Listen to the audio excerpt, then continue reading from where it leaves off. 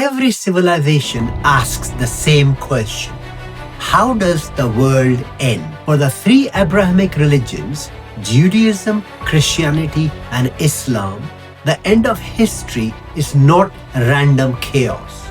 It's a final confrontation. A savior appears to restore justice, but before him comes a deceiver. Some Jews speak of Armilus.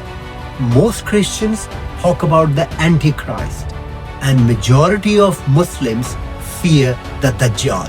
Different religions, different stories, but the same unsettling idea.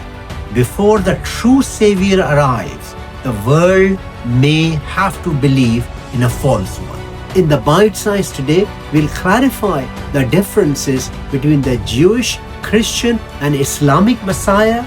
We'll also clear the confusion around the Antichrist and the Dajjal. Watch the video till the end. If you are seeking clarity in the core concepts, fundamental principles, and basic beliefs of all religions, history, and philosophy, you have come to the right place. Welcome to my channel, History, Religion, and Philosophy Bite Size. Please don't forget to subscribe, like, and share.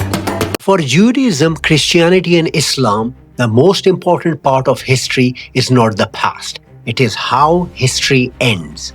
At the center of that ending stands one figure, the Messiah. The word comes from the Hebrew Mashiach, which means the anointed one. In ancient Israel, kings and priests were anointed with oil as a sign that they were chosen by God. Over time, this idea grew into something bigger, the belief that one final leader would appear, someone chosen by God to restore justice and bring peace. But alongside this hope, another idea appears in all three religions. Before the true savior comes, there will be a false one, a deceiver, someone who promises answers, performs wonders, and convinces the world that he is the solution to its problems.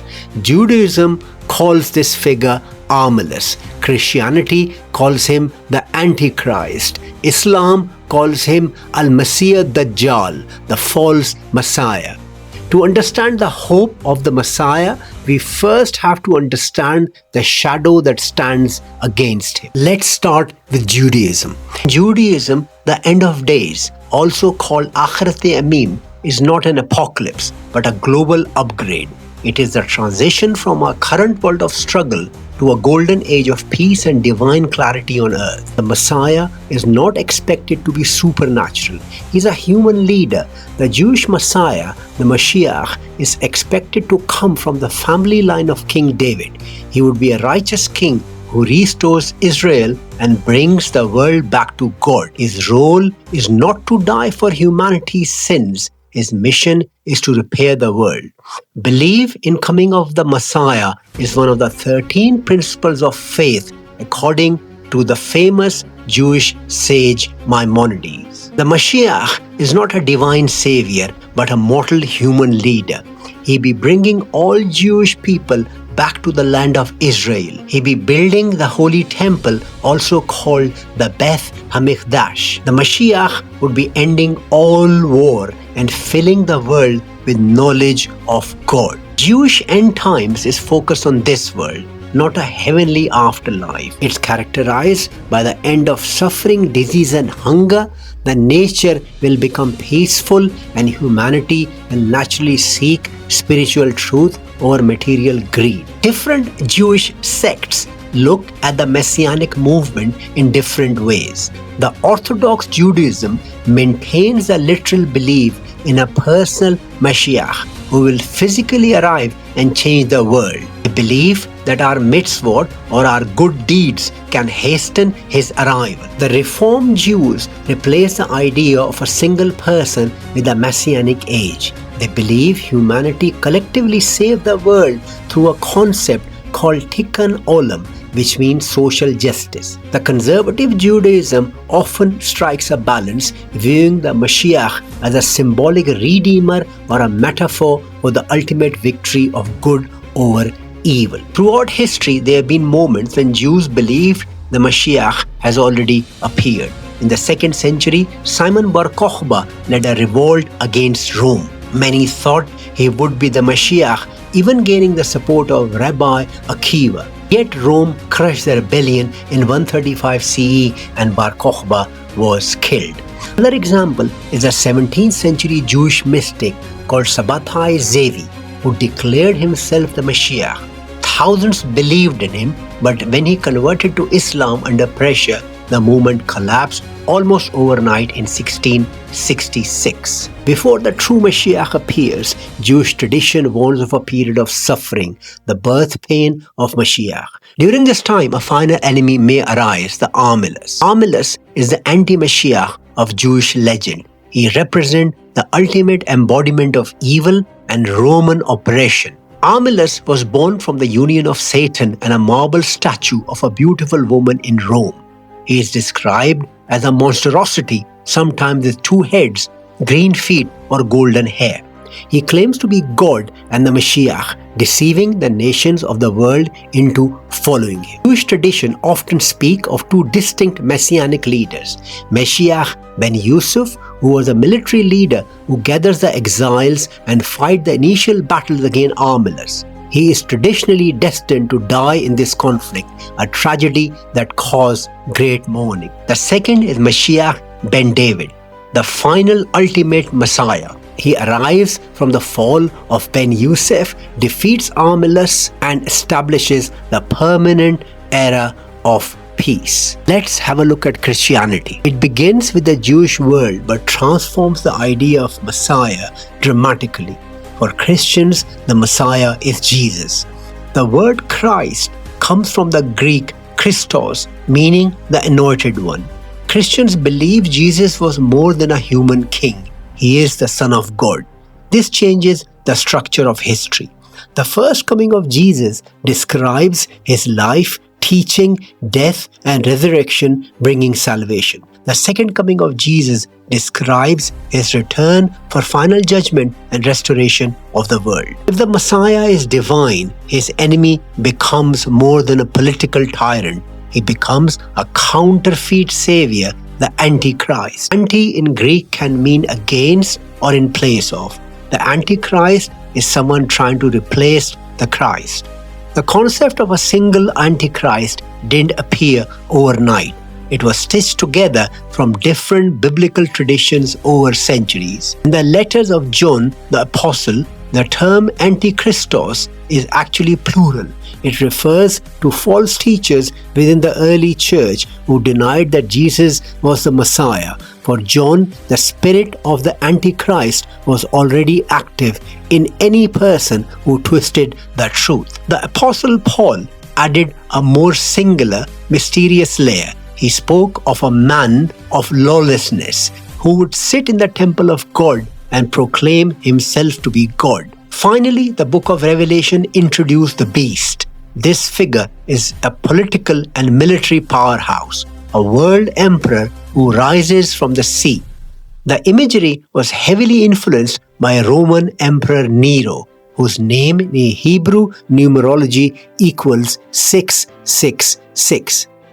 By the Middle Ages, theologians like Augustine and Jerome combined these different threads: Daniel's tyrant, John's deceiver, Paul's lawless man, and Revelation's beast into the singular Antichrist we recognize today, a final, world-dominating figure who personifies the ultimate rebellion against the divine. The Antichrist is not a monster. He is a charismatic leader, offering solutions during crises. He promises peace, stability, and prosperity.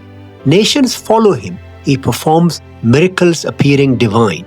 But eventually, the truth becomes clear. He demands worship, sets up the abomination of desolation, and claims divine authority. At the end, Jesus returns and the Antichrist empire collapses with the breath of Christ's mouth. In Islamic belief, the story of the end of history is very detailed and structured. It centers on 3 major figures: the Mahdi, the return of Jesus, and the great deceiver known as the ad-Dajjal. These events are believed to take place during a time when the world has become deeply troubled, when injustice, corruption, and chaos have spread across societies.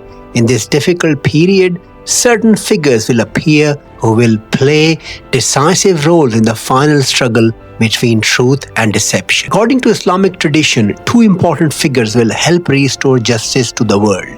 The first is the Mahdi, which means the guided one. The Mahdi is expected to be a descendant of Prophet Muhammad.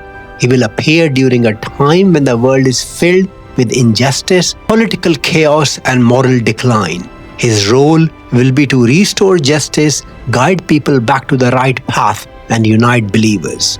However, Muslims do not all agree on exactly who the Mahdi is. Most Sunni Muslims believe that the Mahdi has not yet been born.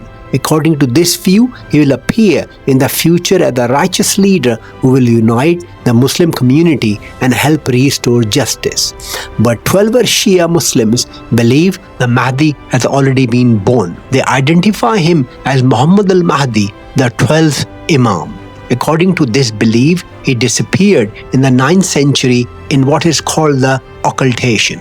Shia Muslims believe he is still alive but hidden by God and will return at the end of time. If you are interested in the belief of the Shia Muslims about Mahdi, watch my video. Alongside the Mahdi stands another central figure, Jesus. In Islam, Jesus is known as Isa ibn Maryam, meaning Jesus, the son of Mary. Muslims believe that Jesus was not crucified but was raised by God. They believe that he will return to earth before the end of the world. His return marks the climax of one final struggle. Jesus will support the forces of justice, defeat deception, and confirm the worship of one God. Before the Mahdi and Jesus succeed in restoring justice, the world will face a terrifying trial. This trial is the appearance of Al-Masih, ad-Dajjal, the false Messiah. The word Dajjal comes from an Arabic root meaning to deceive or to cover the truth with lies. Because of this, the Dajjal is seen as the greatest deceiver in Islamic tradition. In many sayings of Prophet Muhammad, he is often described as one-eyed. The word kafir, meaning unbeliever, would be written on his forehead, which true believers would be able to recognize. The Dajjal will be given extraordinary powers that allow him to deceive people. He will command the sky to produce rain. He will make the earth produce crops and bring out its treasures. He will appear to bring the dead back to life. Many people will follow him because they believe he has the power to solve their problems. However, Islamic scholars have long debated whether these descriptions should be taken literally or symbolically, just like the Jewish and the Christian Antichrist. Some Muslims believe that the Dajjal would be a real individual who physically appears at the end of time. Others believe the story also carries symbolic meaning. For example, the Dajjal's one eye is often interpreted as a symbol. It represents someone who can see the material world very clearly, money, power and technology, but is completely blind to spiritual truth. Please notice that both the Dajjal and the Mahdi are not explicitly mentioned in the Quran. Most of the narrations have been taken by Riwayah and Hadith. Throughout Islamic history, moments of crisis have often produced individuals who claimed to be Mahdi.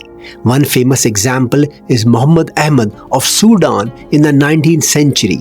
He declared himself the Mahdi and led a powerful revolt against Egyptian and British rule. For a time, his movement successfully created an independent Islamic state in Sudan. Followers of Muhammad ibn al-Hanafiyyah, a son of Ali ibn Abi Talib, believed he could be the expected savior. At the same time, Islamic tradition also warns that before the final Dajjal appears, there might be many smaller deceivers. The Prophet Muhammad warned that around 30 false messiahs or false prophets would appear before the end of time. Because of this, some scholars say that Dajjal does not only represent one individual, he can also represent a pattern of deception that appears again and again in history. Some modern thinkers even argue a culture that encourages endless consumerism, ego, and the pursuit of power while ignoring spiritual responsibility. In this sense, the Dajjal represents the greatest lie humanity can believe. According to the Islamic tradition, the final confrontation will take place near the gate of the Lord, close to present-day Tel Aviv. At that moment, Jesus will return. When the Dajjal sees Jesus, he will begin to dissolve like salt in water. Jesus will defeat him, ending the great deception. When we look at the end-time stories of Judaism, Christianity, and Islam, something striking appears. The names are different and the details vary, but the structure of the story is remarkably similar. Each tradition speaks about a struggle between truth and deception, between a righteous guide and a powerful deceiver. But history also shows something interesting. In all three religions, people have repeatedly believed that their Messiah had arrived or that a dangerous deceiver had appeared. Leaders have been called saviors, reformers, messiahs, or condemned as false messiahs and deceivers. This suggests that these traditions may not be describing just one individual who appears once at the end of history. Instead, they may be describing a pattern that repeats throughout human history. I hope you have enjoyed the video today. I'll appreciate your comments and questions.